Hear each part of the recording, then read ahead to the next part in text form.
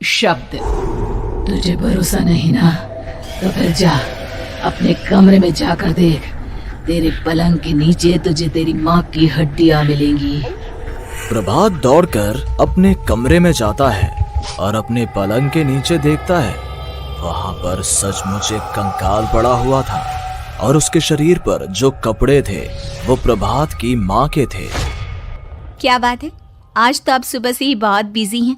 ऐसा क्या लिख रहे हैं? बस एक फैमिली की कहानी लिख रहा था। जैसे हमारी फैमिली है ना, तुम, माँ और मैं, लेकिन थोड़े अलग तरीके से, क्योंकि ये कहानी हॉरर है और इसमें जो आदमी है ना, मैंने उसकी बीवी को मार दिया है। मतलब कहानी में ऐसा लिखा है। और जानती हो, उसके बाद जो बीवी है ना, वो एक बुरी आत्मा बन जाती है। क्या बेटा, इस तरह की डरावनी कहानियां क्यों लिखता है तू? जानता है ना, हम जो सोचते हैं, जो लिखते हैं, हमारा दिमाग पूरा दिन वैसा ही होता रहता है। माँ, परेशान होने वाली क्या बात है? राइटर हूँ मैं, मेरा तो काम है कहानियां लिखना। और वैसे भी ये सिर्फ एक कहानी है माँ, कोई सच नहीं है। उसके बाद कुछ दिन बीत जाते हैं। एक रात प्रभात को अपने ऑफिस से लौटने में देरी हो जाती है। रात के लगभग 12 बजे हुए थे। प्रभात जैसे ही अपने घर पहुंचता है, उसने देखा कि उसकी पत्नी दुर्गा डाइनिंग टेबल पर उसका इंतजार कर रही है। आ गए आप? कब से आपका इंतजार कर रही थी। देखिए ना, खाना भी ठंडा हो गया है। अरे दुर्गा, आज तुमने अपने इतने लंबे लंबे बालों को खोलकर क्यों रखा है? तुम तो हमेशा अपने बाल बांध कर रखती हो। वो क्या है ना प्रभात, जब इंसान अपनी जिंदगी से मुक्त हो जाता है ना, तो उसे दूसरे सारे बंधन खोल देने चाहिए। इसलिए मैंने अपने बालों के बंधन भी खोल दिए। ये तुम किस तरह की बातें कर रही हो? तुम ठीक तो हो? मैं बिल्कुल ठीक हूँ प्रभात। अच्छा चलो खाना खाओ। वो क्या है ना दुर्गा, मुझे भूख नहीं है। ऑफिस में कुछ खा लिया था। कोई बात नहीं, मैं तुम्हारे लिए एप्पल काट देती हूँ, एप्पल खा लो। नहीं दुर्गा, मुझे नहीं खाना है, मेरा मन नहीं है यार। तभी अचानक से दुर्गा अपने हाथ में एक बड़ा सा चाकू लेकर प्रभात पर हमला कर देती है। प्रभात अपने आप को बचाने की कोशिश करता है। आज मैं तुझे नहीं छोड़ूंगी, तुझे अपने साथ लेकर जाऊंगी अपनी दुनिया में। ये क्या बोल रही हो तुम? तुम्हारा दिमाग खराब हो गया है। आखिर तुम हो कौन?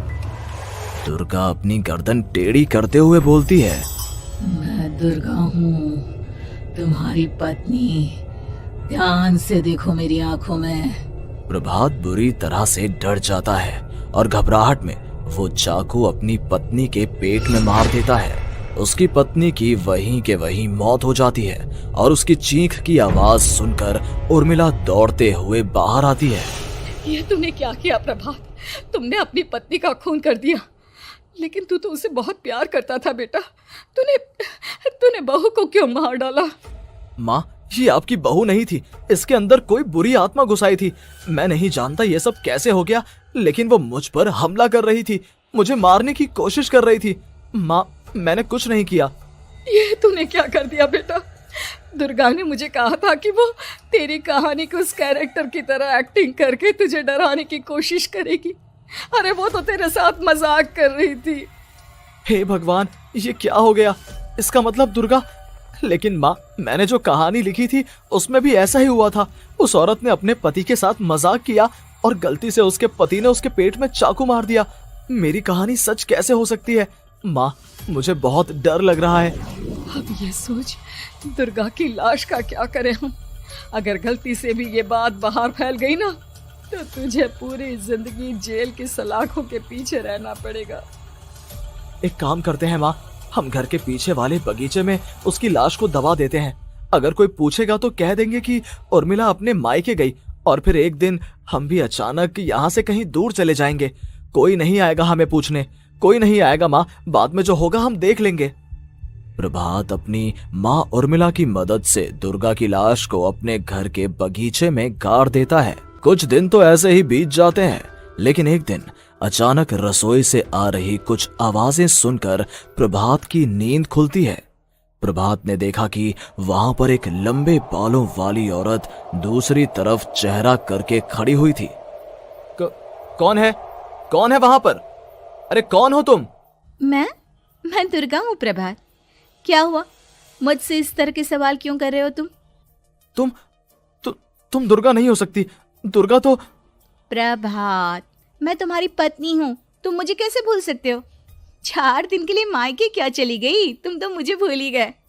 अब अगली बार ना मैं कहीं नहीं जाऊंगी। पता चला तुमने तो मुझे पहचानने से ही इनकार कर दिया।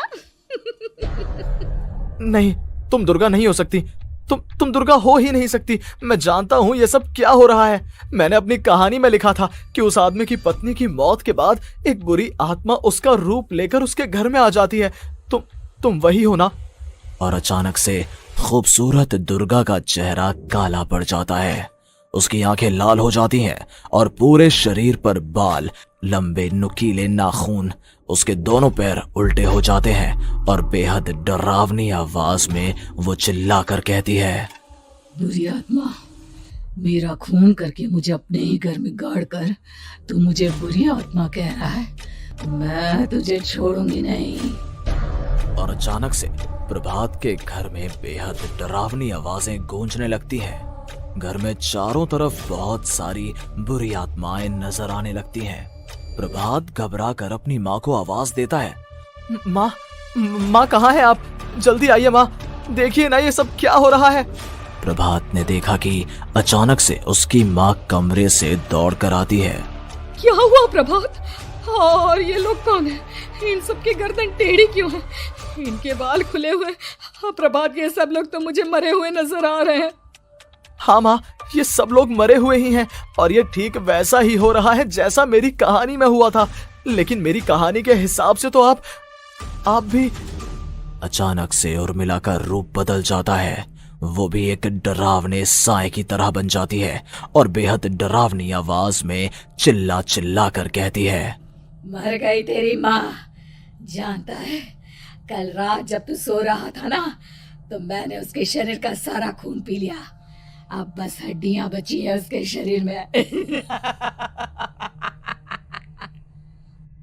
नहीं, ऐसा नहीं हो सकता। ऐसा बिल्कुल नहीं हो सकता। मेरी माँ नहीं मर सकती। तुझे भरोसा नहीं ना? तो फिर जा, अपने कमरे में जाकर देख। तेरे पलंग के नीचे तुझे तेरी माँ की हड्डियां मिलेंगी। प्रभात दौड़कर अपने कमरे में जाता है और अपने पलंग के नीचे देखता है। वहां पर सचमुच एक कंकाल पड़ा हुआ था और उसके शरीर पर जो कपड़े थे वो प्रभात की माँ के थे। माँ, अब मुझे कुछ करना पड़ेगा। लेकिन मेरी कहानी में लिखा था कि माँ की मौत मेरे हाथों से होगी, पर माँ तो पहले ही मर चुकी है और वो बुरी आत्मा मुझे भी मार देगी। नहीं नहीं, इससे पहले कि वो मुझे कुछ करे, मुझे उसका काम खत्म करना होगा। प्रभात अपने हाथ में बड़ा सा चाकू लेकर उस बुरी आत्मा पर हमला कर देता है जिसने प्रभात की माँ का रूप लिया हुआ था, और अगले ही पल वो नीचे गिर जाती है और उसके शरीर से खून बहने लगता है।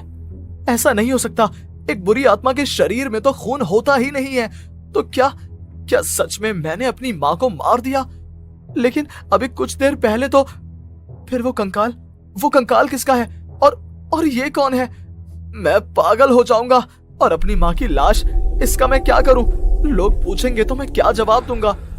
तभी वहां पर दुर्गा का रूप लेकर जो आत्मा थी उसने प्रभात से कहा, गाड़ दे अपनी माँ को ले जाकर उसी जगह जहाँ तूने मेरा खून करके मुझे गाड़ दिया था। जा, चला जा। घबराया हुआ प्रभात पागलों की तरह अपनी माँ की लाश को लेकर बगीचे में गाड़ देता है। प्रभात की हालत पागलों जैसी हो जाती है। वो अपने आप को अपने घर में बंद कर लेता है। कहानी के हिसाब से तो आगे ये हुआ था कि कहानी लिखने वाले ने उन बुरी आत्माओं से डरकर आत्महत्या कर ली थी। तो क्या मैं भी मर जाऊंगा? क्या मैं भी आत्महत्या कर लूंगा? एक काम करता हूँ, मैं अपनी कहानी का अंत बदल देता हूँ। हाँ, ये मैंने पहले क्यों नहीं सोचा। मैं लिख दूंगा कि कहानी को लिखने वाला आत्महत्या नहीं करता, बल्कि कहीं दूर जाकर नए सिरे से अपनी जिंदगी शुरू करता है। यही सोचकर प्रभात ने अपनी लिखी हुई कहानी को बाहर निकाला और उसे पढ़ना शुरू किया। ये देखकर वो हैरान रह गया कि कहानी का क्लाइमैक्स तो किसी ने पहले ही बदल दिया था। ये क्या? इसमें तो लिखा हुआ है कि आखिर में उस लेखक की पत्नी और माँ दोनों बगीचे में जिंदा दफन थे। बुरी आत्माओं ने उनको कैद करके रखा था और वो लेखक अपनी माँ और पत्नी दोनों को जिंदा बाहर निकाल लेता है। लेकिन ये सब लिख किसने दिया? प्रभात दौड़कर बगीचे में जाता है और वहां पर खुदाई करना शुरू कर देता है। प्रभात देखता है कि वहां पर लकड़ी के 2 बड़े संदूक हैं और उनके अंदर से आवाजें आ रही हैं। प्रभात, प्रभात बचा लो मुझे, अगर थोड़ी देर और हो गई तो वो मुझे छोड़ेगी नहीं। बेटा देखो, मैं इस बक्से के अंदर बंद हूँ, प्लीज मुझे बाहर निकालो, वो बुरी आत्मा किसी भी वक्त मुझे मार डालेगी। प्रभात वो दोनों बक्से बाहर निकालता है और अपनी पत्नी और माँ दोनों को आजाद करवा लेता है। लेकिन तभी वहां पर अचानक से एक बेहद डरावनी और खौफनाक दिखने वाली औरत आ जाती है। तुझे क्या लगा था इतनी आसानी से अपनी पत्नी और माँ को बचा लेगा? बस 5 मिनट और उसके बाद अमावस का चांद आसमान में आने ही वाला है। लेकिन तूने इन दोनों को बाहर निकाल लिया, अब तुझे मरना होगा। नहीं, मैं जानता हूँ मैं नहीं मरूंगा, और अब आगे क्या करना है ये भी मुझे पता है। प्रभात, ये बहुत खतरनाक है, हमें मार डालेगी। प्रभात, चलो यहाँ से। नहीं दुर्गा, अब मुझे अच्छी तरह से पता चल चुका है कि इस बुरी आत्मा से हम कैसे पीछा छुड़वा सकते हैं। और इतना कहकर प्रभात अपने हाथ में पकड़ी हुई सिंदूर की थैली उस बुरी आत्मा के ऊपर उछाल देता है। कुछ ही देर में वो जमीन पर गिरकर राख में बदल जाती है। ये सब क्या हो रहा था बेटा? ये सब तुम्हारी लिखी हुई इस कहानी की वजह से हुआ है ना? नहीं माँ, पहले मुझे भी ऐसा ही लगा, लेकिन बाद में पता चला कि बरसों पहले हमारे इस बगीचे की जमीन के अंदर किसी को जिंदा गाड़ दिया गया था और बस उसी औरत की आत्मा हमें परेशान कर रही थी। उसी ने मेरे शब्दों में जान डालकर उस कहानी को जिंदा कर दिया था। मुझे माफ कर दो प्रभात, मैंने आपकी कहानी के साथ छेड़छाड़ की थी और उसे बदल दिया था। माफी मांगने की जरूरत नहीं है दुर्गा, तुम्हारे उस बदलाव की वजह से ही आज हम सब जिंदा हैं, क्योंकि आखिर में कहानी में वो हुआ जो तुमने लिखा था।